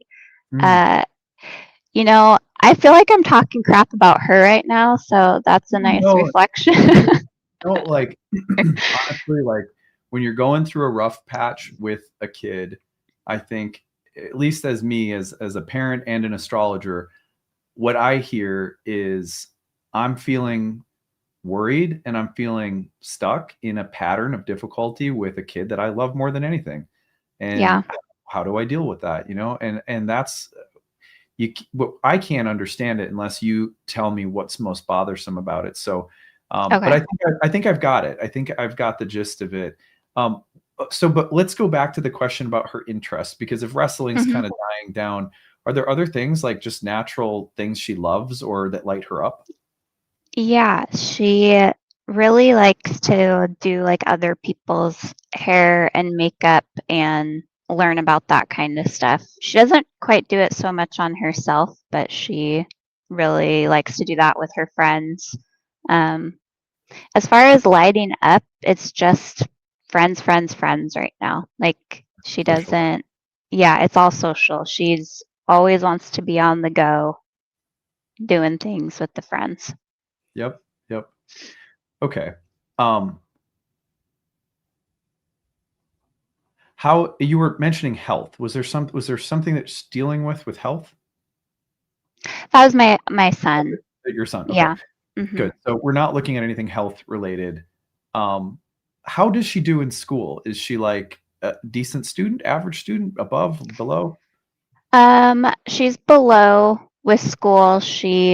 Uh we've chosen not to medicate, and she's also chosen not to take any herbal supplements at this time with it. But she has chosen, this is a positive thing. She just found somebody to help tutor her that she can stand to be around, so that's great. Yeah, totally. And you were saying the dominant in her chart is Sagittarius and Leo. Yeah. Mhm. What's her And she sun? has a Mercury Capricorn. Okay. What's her sun, moon, rising? Her rising is Leo, and her sun and moon are Sagittarius. Okay. In the fifth for the sun Isn't and moon. Yeah. isn't it interesting that as we are speaking right now, um, hmm that the sun and moon, I mean, look at this. This is kind of cool. Hold on. Oops. Give me just a second. I like this kind of thing. Yeah. So as we're speaking right now, I just want to draw our attention to this because this is the beauty of astrology. We're going to get back into your chart in just a moment, but notice that right now, we're talking about the moon in the seventh house with Mercury in Sagittarius under a new moon, sun moon in Sagittarius. And here's a mother concerned about wanting to talk about with care and in a counseling dynamic, right? An astrological counseling dynamic, we could call this, about her daughter who is born under this signature. Isn't that fascinating? So that Yeah. always like little signatures like that in the sky where you can really feel like there's it's like a hologram, you know. hmm So anyway, it's just beautiful to me that the moon and Mercury are getting together as we're talking, kind of forming that same new moon she was born under. First of all, I just want to say that when I see something like that, the very first thing that I feel as a practitioner, which I wish I could just give to people instantly, when I see that, I go, oh, you and your daughter are held. You're held by something bigger. In the grand scheme of things, everything is going to be okay. She's going to be okay. You're going to be okay. This moment will have been a chapter.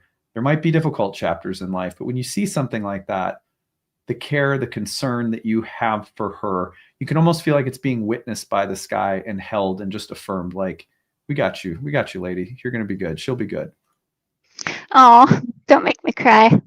I just like I have to go there because that's what it does for me. You know, that's how the sky, even before I get to the astrology, when I see something like that, it just puts my heart at rest. So Yeah. well, let's take a look at this. So there's different ways of getting to daughters in charts.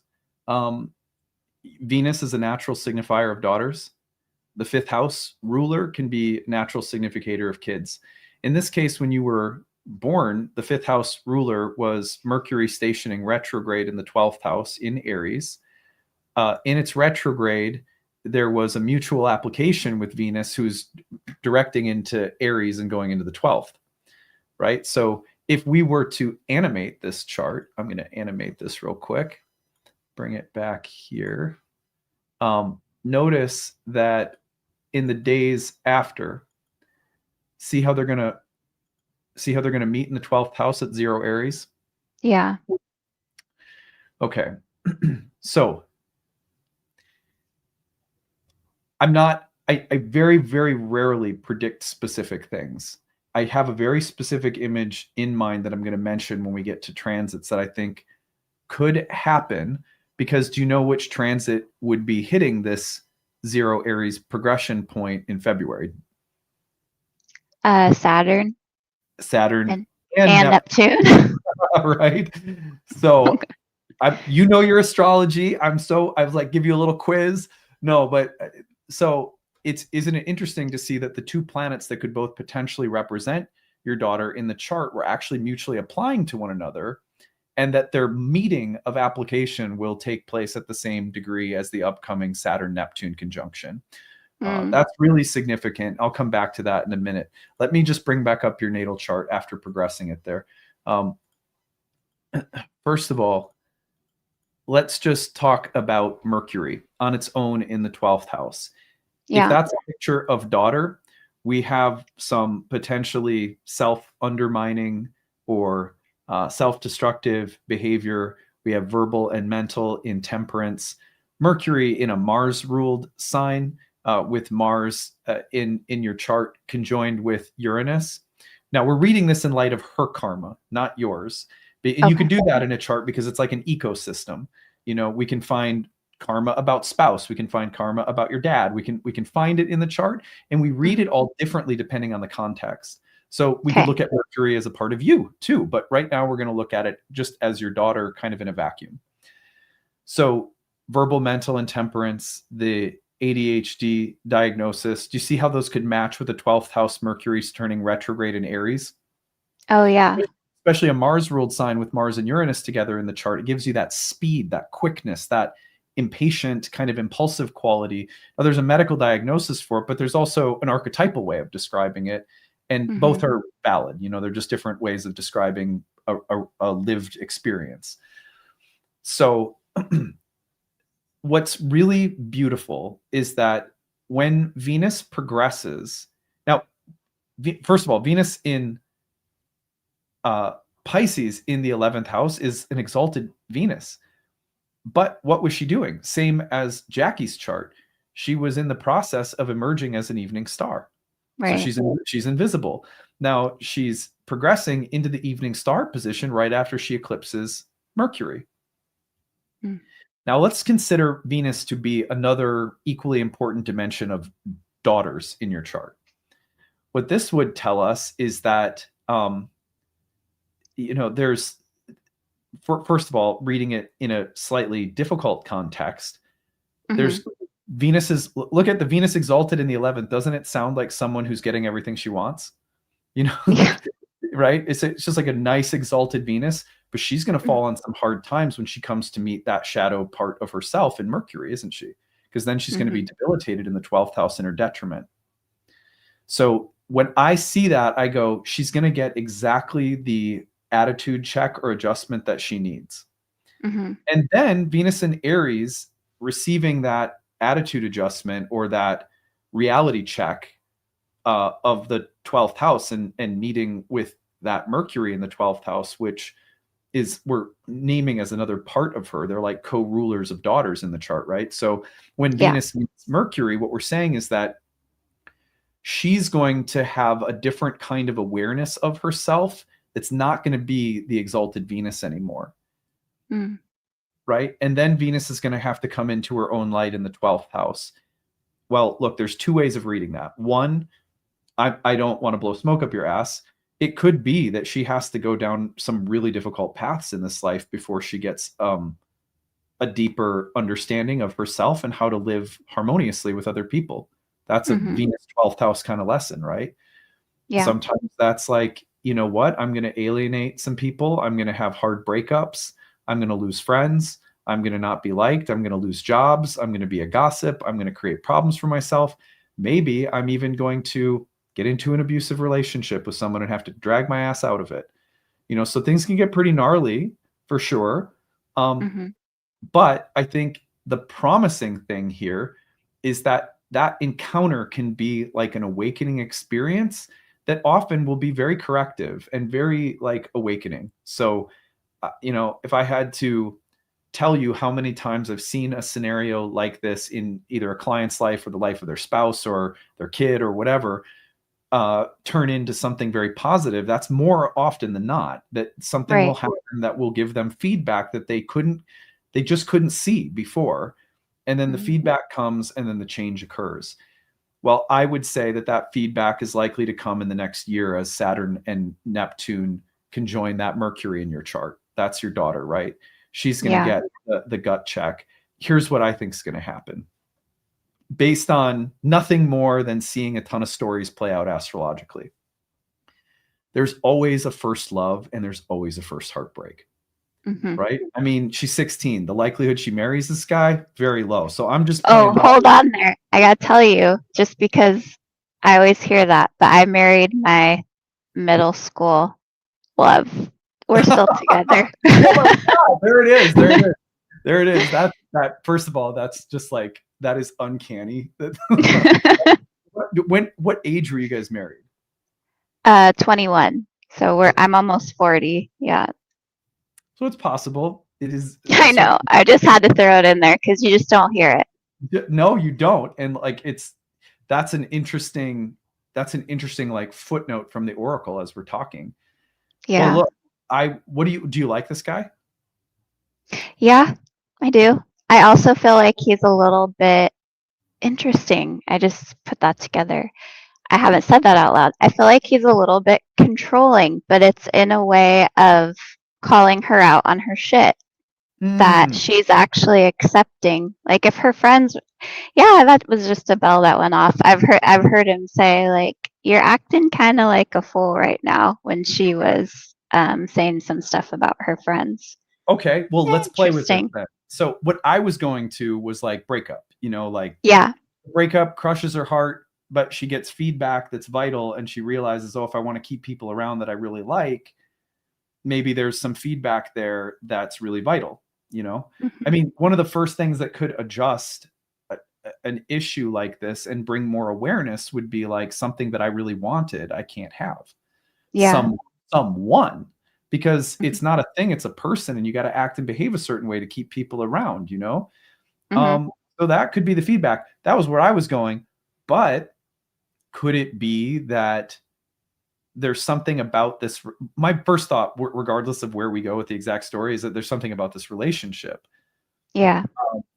Because it feels like Venus and Mercury meeting at that 0 Aries degree in the progression is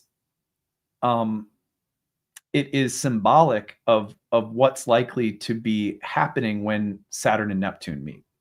Mm-hmm. And I just can't, that's some kind of feedback through love that she's going to get. And as soon as you said she just got in a new relationship, that's right where I went.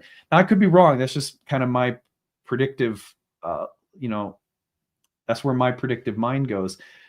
But I think either way, the likelihood is that mental, emotional heartstrings are going to be touched upon with the Saturn Neptune conjunction on Mercury in your chart for her. Yeah. Does that make sense? No, it does. Yeah. And I'm thinking of her chart too, and she has Pluto going through her 7th house right now. Oh, Yeah. you know what the degree of her ascendant is? 6 degrees of Leo. Well, there it is. Yeah. She's going to get Pluto on her descendant in the next year and a half. Right. You see how that works? Yeah. This is crazy. Yeah. Thanks, Oracle. Yeah, totally. I mean, again, like just as a like, let me just take a moment to like offer some technical concepts for the audience.